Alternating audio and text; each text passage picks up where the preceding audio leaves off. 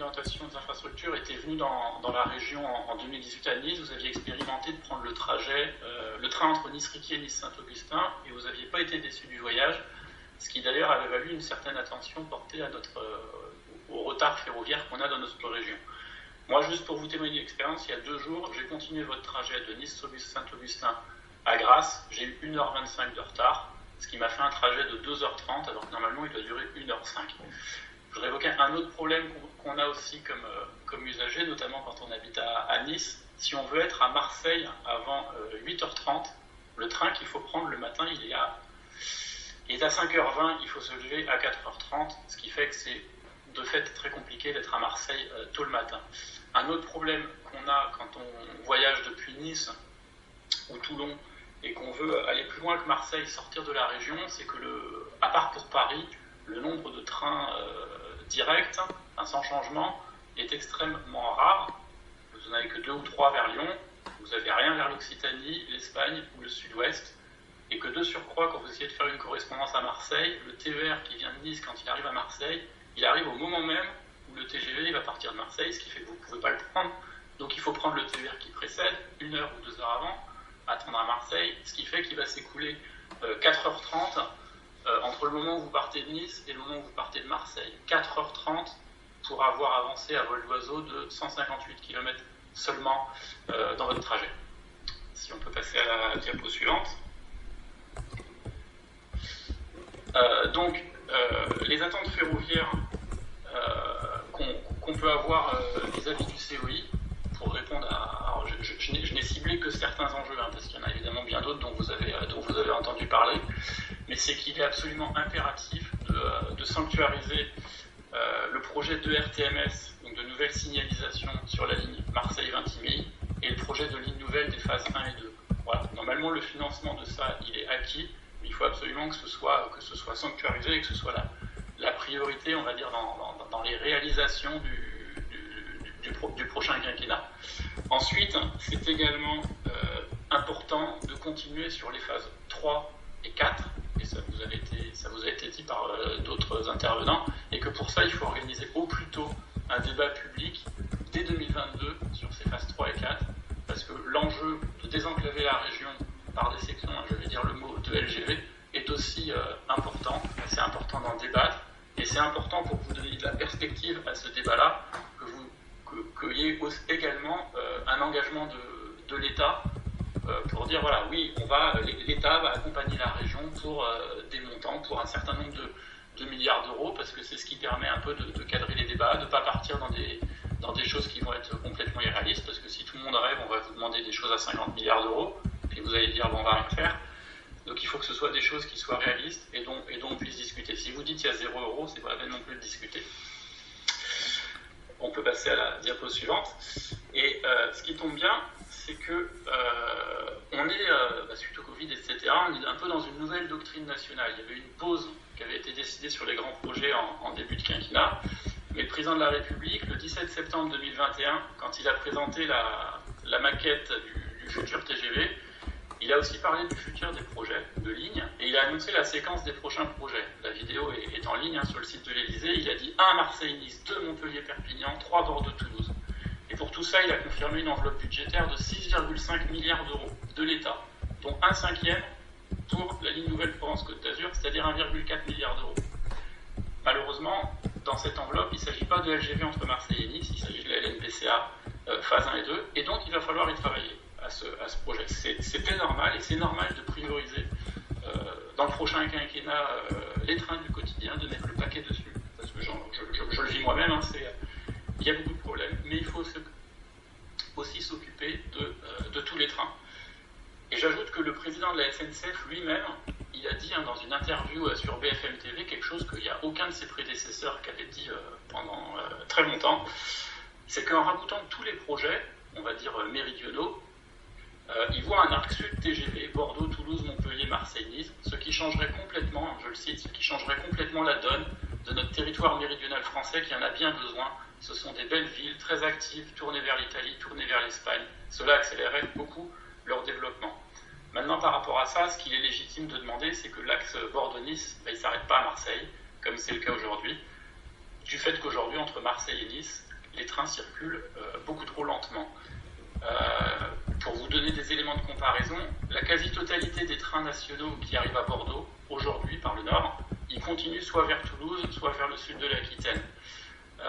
Tous les trains qui font Toulouse-Marseille, ils continuent au moins jusqu'à Bordeaux. Nous, dans la région PACA, malheureusement, on est très loin. La majorité des trains qui arrivent à Marseille, ils sont terminus à Marseille. Il n'y a qu'une poignée d'entre eux qui continuent vers Nice. Donc, quand je dis ça, je n'oublie pas dans la perspective dans laquelle ça s'inscrit. Je comprends tout à fait que le COI est peut-être submergé de demandes, donc il ne s'agit pas d'opposer les projets entre eux. De toute façon, mon intuition, c'est que vous aurez à tous les programmer.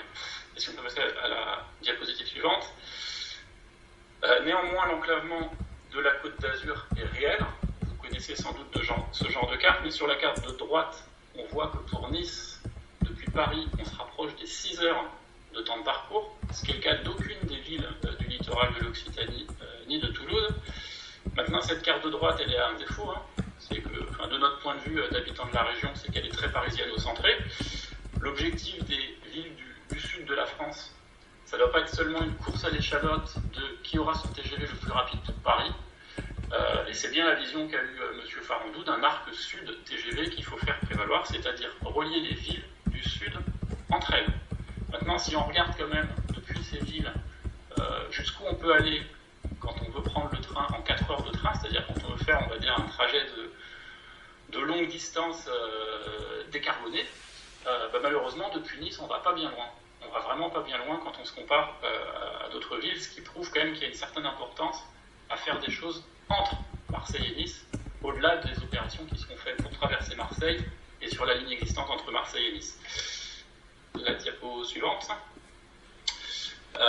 Cette diapo-là, c'est juste pour montrer que les demandes de la région PACA, en tant que citoyen, je les trouve franchement pas illégitimes, parce qu'à ce stade des annonces, finalement, la région est un peu lésée. Sur le camembert de droite, vous avez en jaune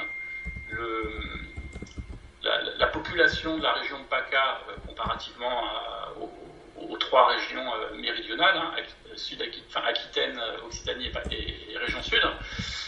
Et sur les camemberts de gauche, vous avez ce que donnent actuellement les répartitions, les engagements financiers de l'État.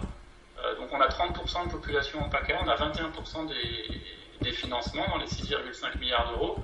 Et si d'aventure, par malheur, il n'y avait rien qui était annoncé pour les phases 3 et 4, alors que les autres régions ont quand même des projets d'extension aussi, le Barreau-Verdax, la LGV Béziers-Perpignan, alors la part de PACA se réduirait encore davantage, ce qui ne serait pas normal. Si à contrario, on fait un système qui est équitable, on va dire, par rapport aux populations, ça veut déjà dire qu'au-delà des phases 3 et 4, il faudrait que l'État s'engage sur au moins 2,3 milliards d'euros d'engagement supplémentaire pour les phases 3 et 4. Ça veut dire qu'en même temps que les autres régions, il devrait normalement y avoir un paquet de 5 à 6 milliards d'euros à discuter pour les phases 3 et 4. Ça ne permettra pas de tout finir, mais c'est quand même, il faudrait quand même qu'on ait ça pour être équitablement traité. Et le dernier slide. Après, ça, en tant que citoyen, les demandes, je dirais qu'il y a au COI, donc indirectement, on va dire, l'État et le gouvernement. Après, il y a aussi la même demande est adressée finalement aux collectivités locales, aux élus des collectivités locales, vu que les projets sont cofinancés, on va dire, à parité entre l'État et les collectivités locales, à 40%, 40% et puis 20% pour l'Union européenne. Maintenant, prendre quand même un peu de recul sur ce que ça signifierait, si je reprends le montant de 2,3 milliards d'euros, à supposer le cas extrême où il soit payé cash pendant 10 ans de travaux, ça fait peur quand on dit 2,3 milliards d'euros, ça fait 3,7 euros par habitant par mois, c'est-à-dire c'est le quart d'un abonnement Netflix. Voilà, ça fait 0,15% des richesses qui sont créées dans la région, et on peut quand même se demander ce que vont devenir les richesses créées dans la région, le PIB, si les gens ne peuvent pas se déplacer correctement, a fortiori dans un contexte où le pétrole va devenir extrêmement rare. Ça veut pas dire, à mon avis, de mon point de vue, qu'il faille demander à chaque habitant de payer cette somme. Par contre, je pense que on doit pouvoir réfléchir à une fiscalité de report modal de l'aérien vers le ferroviaire.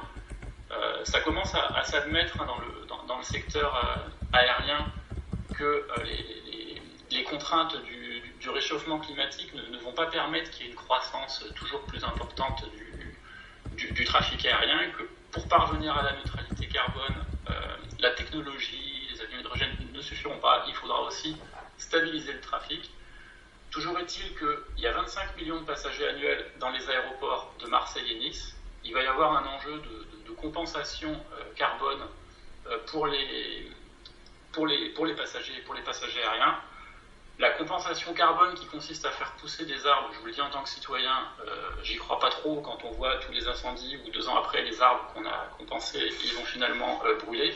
Je pense qu'une compensation carbone pour les passagers aériens qui serait très intéressante, c'est d'investir dans un secteur qui est totalement décarboné comme le secteur ferroviaire. Et si par exemple l'établissement public local qui gérera la ligne nouvelle, il percevait pendant 46 ans une taxe de 2 € par passager aérien aux aéroports de Marseille et de Nice, et les 2,3 milliards d'euros, il pourrait les financer pour les collectivités locales. Je passe juste le dernier point, et je vais vous dire un mot de conclusion. Mon message au COI, tous les acteurs régionaux, ils font des efforts, que ce soit les usagers, que ce soit le monde ferroviaire, que ce soit les élus régionaux. Et maintenant, ils attendent en retour des efforts de l'État pour sanctuariser l'urgence du déploiement de l'ERTMS sur l'axe Marseille-Vintimille, les phases 1 et 2 du projet LNPCA, et ensuite pour nous aider dans les phases 3 et 4 de LGV qui sont essentielles au désenclavement ferroviaire de la région et pour lesquelles il faut rapidement faire un débat public, car le réchauffement climatique, lui, n'attend pas, et donc nous ne pouvons pas nous permettre de perdre davantage de temps. Merci.